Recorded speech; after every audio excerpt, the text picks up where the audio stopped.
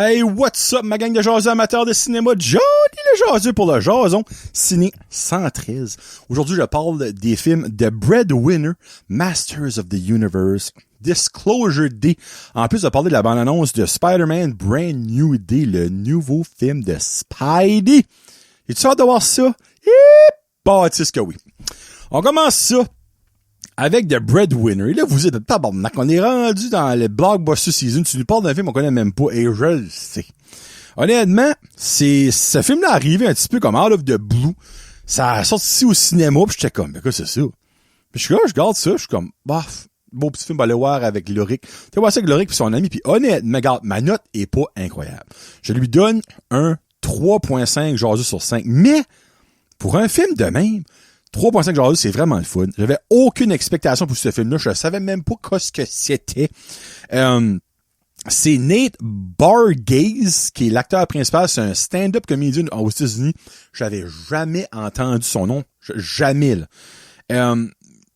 Mais, je me disais, crime, c'est un film familial. D'un humoriste quand même, tu sais, il est pas harsh, mais tu sais, il est pas super clean. Ça fait, je sais pas à quoi m'attendre. Mais je regardais la thriller avec Loric pis t'es comme, j'irai voir ça, mais. Fait, on va voir ça ensemble, moi pis Loric pis son ami. Pis ben, les autres, ils ont ri. On a aimé ça. Donc, ce gars-là, sans le connaître, il y a un nouveau fan, il m'a vraiment fait rire. Honnêtement, là, il y a des bonnes jokes. J'aime ses réactions faciales, c'est niaiseux à dire, là, mais comme on dirait, il y a un bon delivery, puis tu peux voir que c'est un stand-up comédien qui est probablement bon avec du crowd work, parce que par bout, je suis là qui faisait du crowd work, mais dans le film, puis ça marchait. Il y a un trio de filles là-dedans, donc ces filles à lui, ben, je sais pas ses vraies filles, by the way. Ils sont super cute, j'ai adoré les voir là-dedans, comme ils sont aucunement connus, zéro. Will Forte puis Mandy Moore, qui joue la femme de ce gars-là, sont probablement les deux seules personnes connues là-dedans. Will Forte, qui est juste parfait dans son rôle, il joue une espèce de handyman, mais qui est zéro handy, que finalement, il lane tout le temps est assis à la table en train de souper avec les autres out of the blue ou en train de jaser sur le sofa, ben comme il est censé faire la toiture puis faire des réparations, puis il les fait pas. Mais à chaque fois qu'il sort ton haut, le champ de construction grossit puis grossit puis grossit, mais il y a rien qui se passe.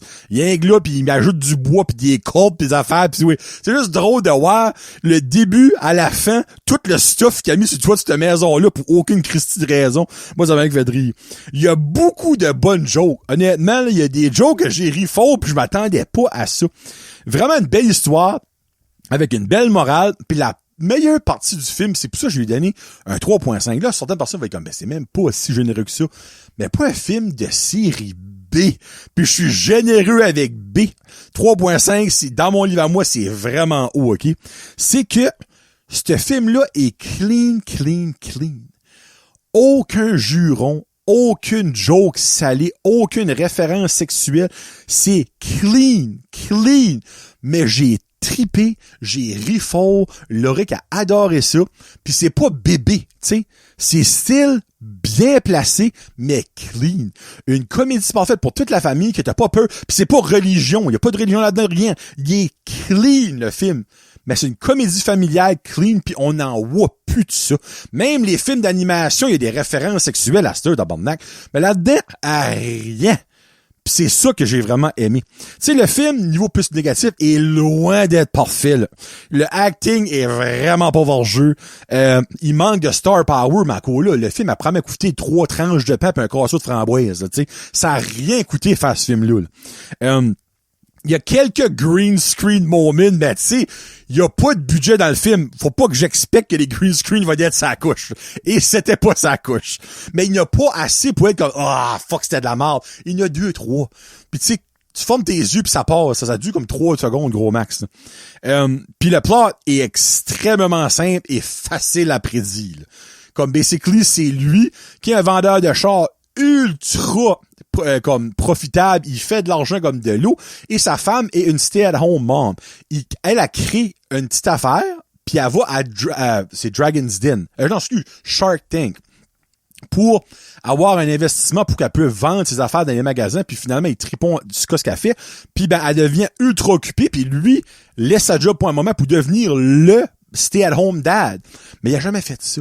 Et il y a des péripéties qui se passent, il y a des choses qu'il fait, il y a des choses qu'il dit, il y a des choses que ses filles lui font faire ou ses filles lui disent que il était pas prêt mentalement à ça. Ben, c'est juste parfait. C'est juste drôle, donc. Et voilà.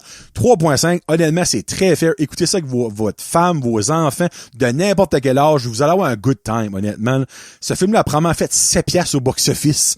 Pis c'est mes 7 piastres à moi. Ben, ça mérite d'avoir de l'amour parce que des films comme ça, qui coûtent pas grand-chose, qui sont clean puis qui donnent un good time, ils ont pas assez de merci. Et moi, je dis merci à ce film-là. On va fait passer 1h30 avec mon garçon et son ami, puis on a eu du fun.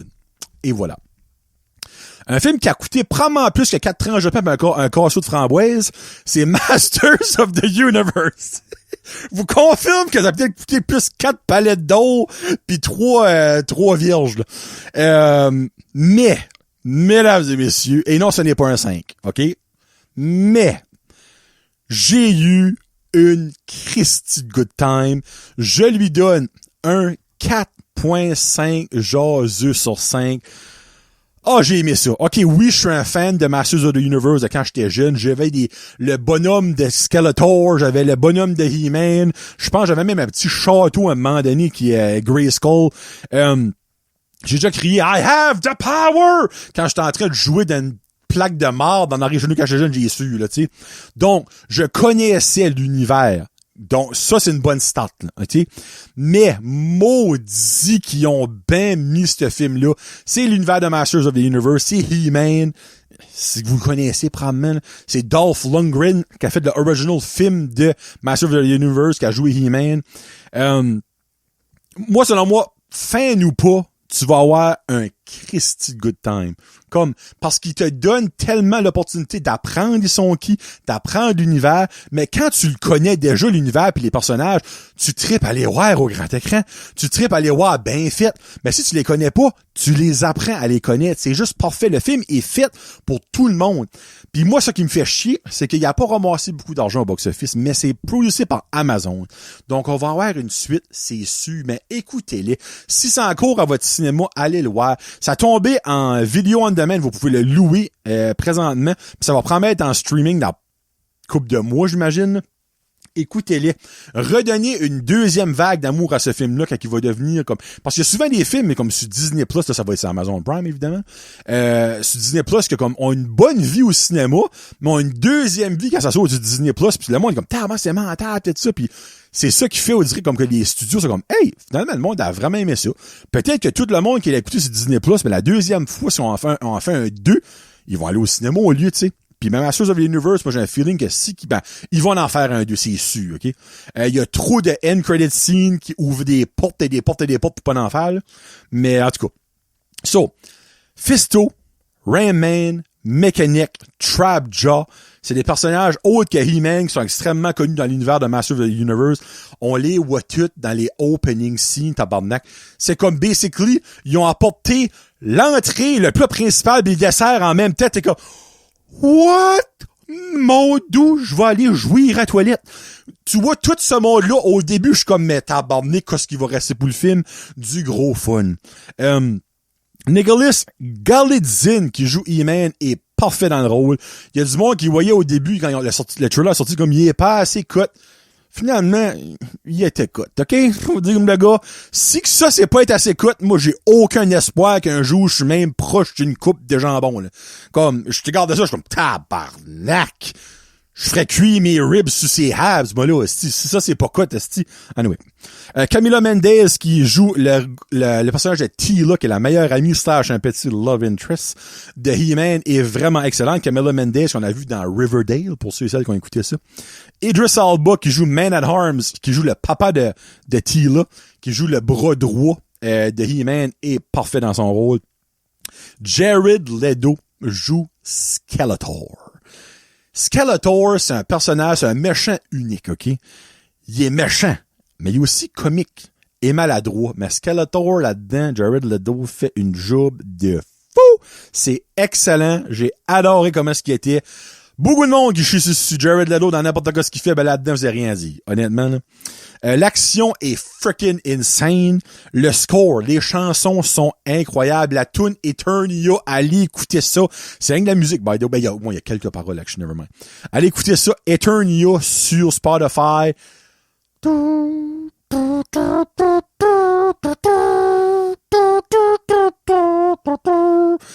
Chris, je vais peut-être la mettre. Je vais actually la mettre à la fin. Il y a cet épisode site audio. YouTube, vous l'aurez pas, audio. Moi, la mettre actually, moi. Après ça, le film est juste du fun. Un esprit de gros fun. Il y a même des places, j'ai eu des émotions. Puis on top of it all, il y a des insane post-credit scenes. Il y a une end of movie scene. Il y a une mid-credit scene. Puis il y a une end credit scene, tabarnak. Comme, je vous dirais pas c'est quoi, mais il l'a tout. C'est awesome. Downside. Le film par bout est beautiful. Le CGI. Par bout, t'es comme, mais ça fait que là, c'est super beau. 10 minutes après, c'est moins beau. Ça, c'est uneven, le CGI. Pis garde, je dis dessus, c'est comme un wannabe spoiler, ok? Encore là, si vous connaissez l'univers de He-Man pis de Masters of the Universe, vous allez comprendre. Mais ceux et celles qui sont nouveaux, vous allez même pas comprendre ce que je veux dire. Il manque Orko. Orko? Fallait qu'il soit dans le film. Techniquement, il est dans le film, mais mangez-moi le cul. OK? Vous allez comprendre si vous l'avez vu. Pis c'est rien que ça j'ai à dire de mauvais, honnêtement. Je veux qu'il y en ait un 2, je veux qu'il y en ait un 3, je veux que c'est une trilogie. She-Ra, qui est comme la sœur jumelle de He-Man, elle pourrait être dans les suites, là, comme 100%. Je dis peut-être ça parce que j'ai peut-être vu quelque chose à la fin du film. Ben peut-être pas non plus. Ben peut-être que oui. Écoutez le film jusqu'à la fin. Non, vous pourrez écouter ce film-là. C'est fucking bon. C'est mon deuxième film préféré cette année. Là. Comme les deuxièmes. Là. C'est pas dans le même calibre, évidemment, que Project Hail Mary. Mais c'est parce qu'il y a pas grand-chose qui peut être dans le même calibre que Project Hail Mary. Tu sais? Comme le gars, c'est pas tout le monde qui a les records de Wayne Gretzky. Ben, c'est parce que c'est pas tout le monde qui peut avoir les records de Wayne Gretzky. Tu sais? Et voilà. Donc, ça que c'est pour Masters of the Universe à écouter au plus sacré. Et on finit ça avec Disclosure Day.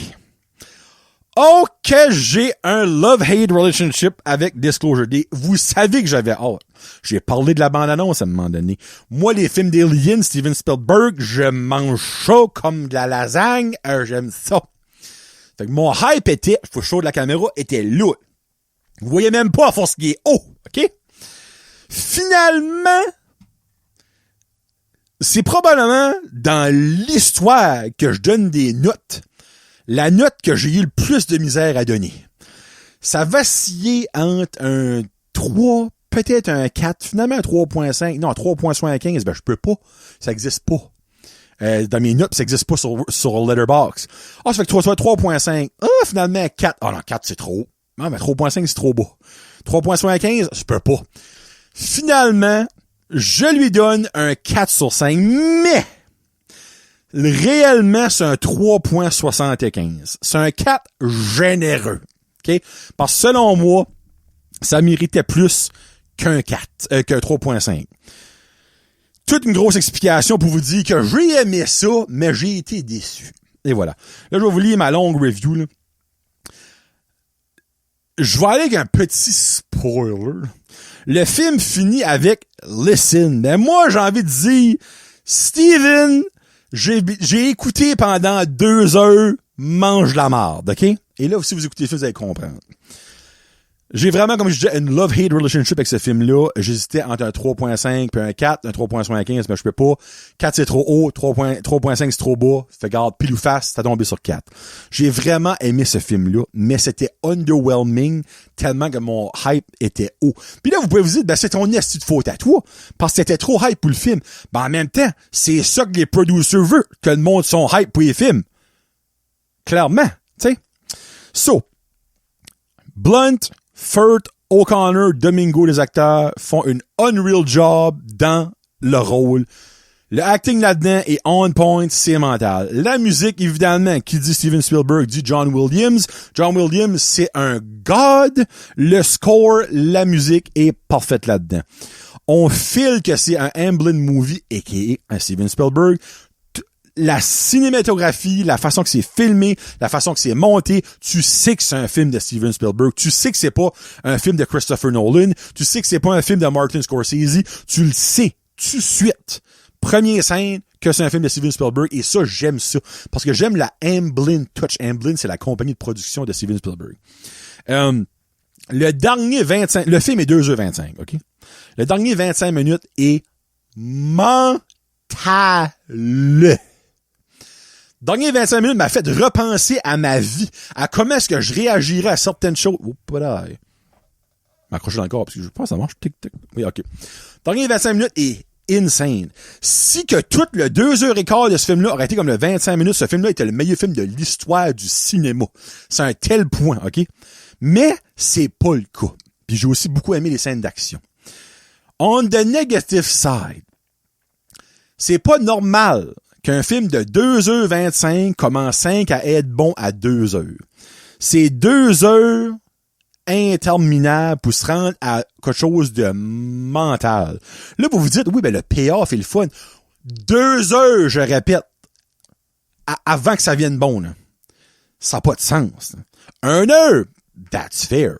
2 heures, ça n'a pas de crise d'allure, OK? La fin, c'est de la pure marde. Et là, je parle pas du dernier 25 minutes. Je parle de la dernière scène du film. C'est de la grosse marde et personne va me faire changer d'idée là-dessus. C'est pas une façon de finir un film, surtout quand ça fait 2h25 que t'écoutes pis qu'il te dit « Listen ». Non. Steven Spielberg, be better, OK? Le film est uneven dans son genre. C'est-tu un drame? C'est-tu un science-fiction? C'est-tu de l'action? C'est-tu un thriller? C'est-tu un détective? Le film, c'est un pot-pourri de toutes sortes de styles. Chris, il n'y a pas d'animation là-dedans pis c'est tout. Mais ça vient tannant. Parce que tu sais pas sur quel pied danser. C'est comme, là, je suis dans un sci-fi. Ah, finalement, c'est un drame. Non, c'est un film d'action. Non, c'est des chases comme Speed. Ah, non, détective. Ouais, mais là, c'est un film d'amour. C'est un coming of ages movie. Le film est all over the place quand ça vient au genre, et moi, ça m'a gossé. Ça essaie d'être tout sans s'assumer dans rien. Tu sais, et voilà. Autant que c'était underwhelming, j'étais quand même content à la fin, minus la dernière scène, là, parce que j'ai quand même vu qu'est-ce qu'était le disclosure, même si ça prend une éternité à voir. Mais c'est-tu un des meilleurs de Spielberg? Oh shit, non, là. Oh que non. C'est dans le mid to end à Steven Spielberg, selon moi. Mais encore une fois, je le répète, le film a son 4 en cause du 25 dernières minutes. J'ai eu des émotions tellement bizarres dans le dernier 25 minutes, ça n'a pas de crise de sens, là. Comme je me suis remis en question, je me suis posé des questions, je me suis dit, what about moi? What about quand ça va arriver? Parce que Steven Spielberg, je le sais qu'il sait du stuff qu'on sait pas, le tabarnak. Puis il essaye dans ses films de nous le dire, mais il y a personne qui semble réaliser. Comme, hey, le moment donné, quand ça va arriver, qu'on va savoir les aliens, c'est vrai, parce que c'est vrai, là, sorry pour le spoiler, c'est vrai les aliens. Il va être comme, ça fait 30 ans, je vous le dis, là. Ben, je suis plus que ça, tabarnak. Close Encounter of the Third Kind, ça arrive, moi, quand, mon Dieu de la vie? Bien plus que 30 ans passés. On va dire 50 ans qu'il dit ça. Je donne un chiffre de main parce que mon internet ne pogne pas. Ouais, honnêtement, là, le 25 minutes est... Comme, je vais réécouter le film, mais je vais le skipper aux 25 minutes juste pour revivre ce moment-là. Parce que le premier 2 heures, tabarnak que je vais pas revivre ça. Tu sais, c'est pas affreux à la Midsommar, là, mais 5, c'est pas normal que ça prenne 2 heures à venir bon un film. Tu sais, comme même Titanic, que j'ai pas that much aimé, ça a pas pris 2 heures, puis le film dure 17h27, là. Tu sais, j'exagère, je niaise, parce que pour moi, Titanic, c'est interminable quand on sait ce qui se passe, là. Ça que c'est pour Disclosure Day. Puis il finit ça avec la trailer de Spider-Man Brand New Day qui va sortir le 31 juillet 2026. Et là, mesdames et messieurs, ça va finalement être un film de Spider-Man. Ce sera pas un film de Spider-Man avec 2 autres Spider-Man qui volent le shine à Tom Holland, malgré que c'est un excellent film, là, by the way. Là. Ce sera pas un film avec Iron Man qui vole le shine à Spider-Man. Ce sera pas un film avec... qu'est-ce qu'ils sont nom encore? Jake Gyllenhaal, j'ai mal de mémoire. Qu'est-ce qu'il jouait? Ça, c'est quelque chose. Anyway, ça va vraiment être un film dark, mais de Spider-Man. Scorpion va être là-dedans. Tombstone va être là-dedden.